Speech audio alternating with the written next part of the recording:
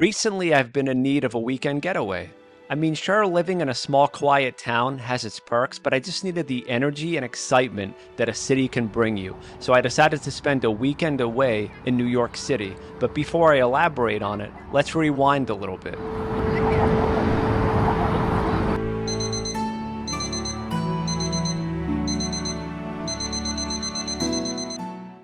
I've been feeling burnout lately between working full time and keeping up with household duties. Some of the emotions going through my mind are worry, exhaustion, stress, anxiety. Am I making the right choices? Left to my own devices, sometimes I tend to overthink things. My mental health was in some serious need of rest and relaxation. I decided to request some time off from work, and I started to make some definitive plans on my stay in Manhattan. My sights were set on New York City. My first order of business was ordering my Amtrak's tickets. My itinerary is as follows. I have a Friday 1:30 departure from Providence, Rhode Island, so I will be arriving in New York City by 5 o'clock. I will be departing from New York Penn Station on Monday at 2:30, and I will be arriving in Providence, Rhode Island by 6 o'clock. So this gives me 2 full days to explore New York City.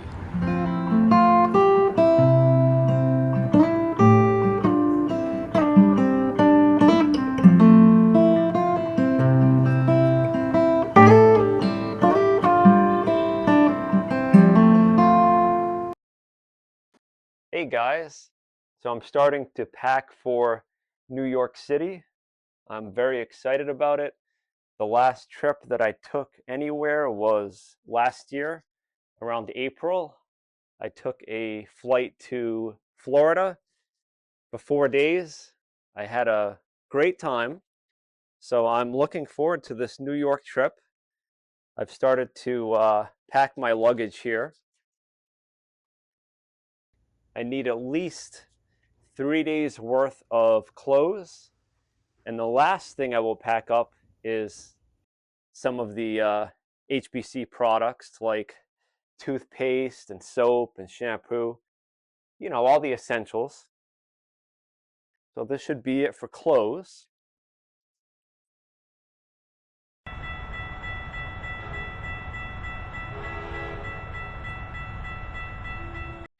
Once I arrived in Manhattan, I Ubered from Penn Station to my hotel and checked into my room. I took a little while to get situated. The next thing on my agenda was getting something to eat. I was hungry because I hadn't had much to eat all day. Someone recommended that I try Jongro, which is a Korean barbecue located at 22 West 32nd Street, 2nd floor, New York, New York. Upon arrival, I took an elevator to the 2nd floor. I was immediately greeted and seated at a table for two. Our waiter took our order, which was a beef platter for two, and brought out some water because, well, we don't drink at all. The food came out relatively quick, and our waiter began cooking our meat. On our table, we had lettuce, onions, eggs, dipping sauces, and jalapenos to go along with our meat. We had multiple waiters serve us, and they were all very attentive, even giving us instructions on the best way to consume this Korean barbecue. The service was great. The place was packed. Everyone looked happy. I will warn you, this place is a bit pricey. Our bill came to $120, but it certainly was an experience. So right now I'm going to read off the Jongro website. Jongro Barbecue first opened its doors in America in 2015 in the heart of New York City at Koreatown. At Jongro Barbecue, we are committed to freshness and tradition. To guarantee freshness of our meats to all our customers, we never use frozen meat. Instead, Jongro Barbecue operates on having primal cuts delivered daily. What's up, everyone? We're at Luigi's Pizza in Brooklyn, New York. I came across this place on David Portnoy's YouTube channel called One Bite Pizza. He rated this pizza a 9.3. He rarely gives out nines, so it made me want to come here and try it out. So let's eat some pizza.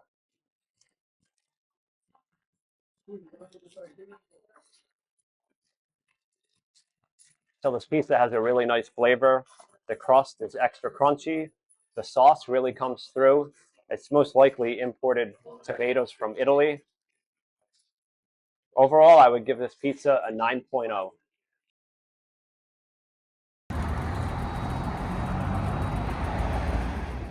Here we are, walking towards the Brooklyn Bridge.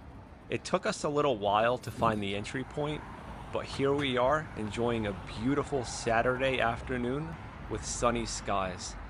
Since I was already in Brooklyn visiting Luigi's Pizza, it only seemed natural to visit the Brooklyn Bridge before I returned to Manhattan. A little history about the Brooklyn Bridge. For starters, it is a steel-wired suspension bridge spanning the East River, connecting Manhattan and Brooklyn. Designed by John Augustus Roebling, it is the longest suspension bridge in the world, totaling 6,016 feet, which comes to 1.1 miles. The bridge officially opened on May 24th, 1883. What really makes this bridge iconic is its stone towers, which are neo-Gothic. Fun fact, approximately 121,930 vehicles cross over the bridge daily.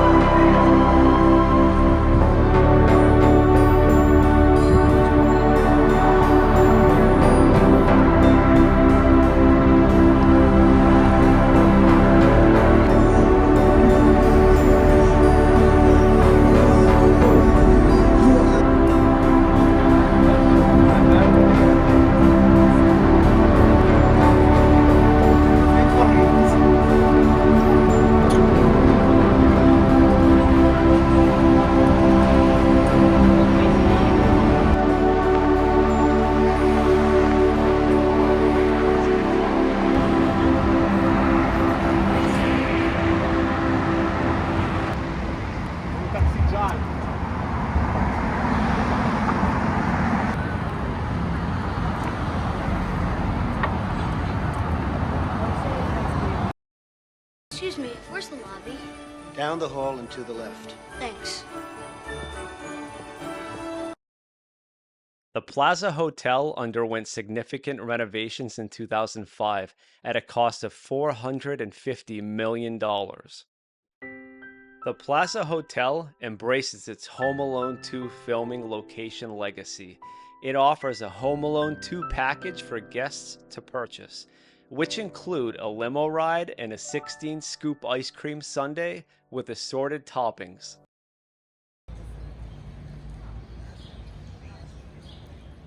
Nestled in the Upper East and West Side of Manhattan sits a peaceful rectangle of nature called Central Park. Consisting of 843 acres, this is the most visited urban park in the country. On this particular Sunday, it rained until 1 p.m. The rest of the day was overcast skies, so fortunately, the weather cooperated enough for me to enjoy a day in Central Park. I first visited Central Park on a cold December day 5 years ago, and I was crunched for time, so I wasn't able to see the whole park. This time around, the weather was better, and I wasn't up against time, so I took off where I left off last time I was here and headed northward.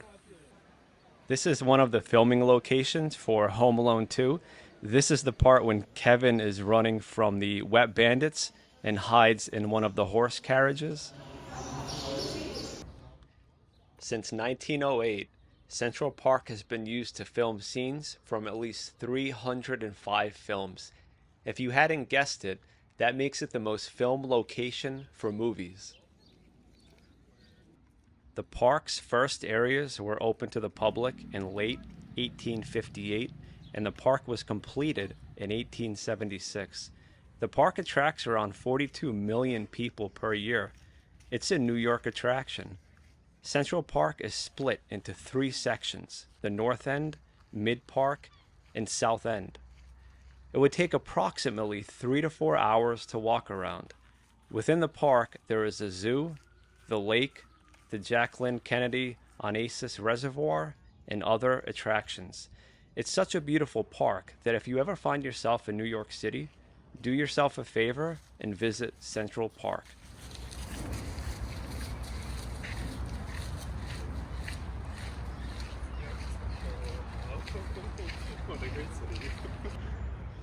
I would say that Jacqueline Kennedy Onassis Reservoir is probably my favorite part of Central Park.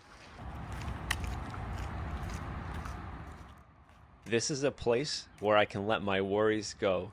Nature allows me to recalibrate my emotions and refocus my thoughts. I feel most divine, not when I'm in church, but when I'm out in nature, surrounded by life and beauty.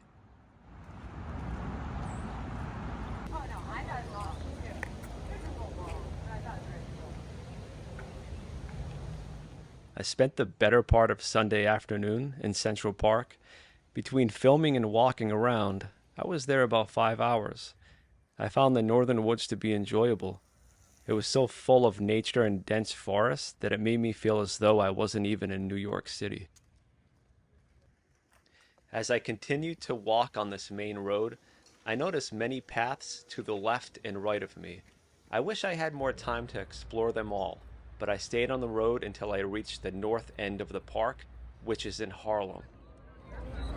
Dzień dobry,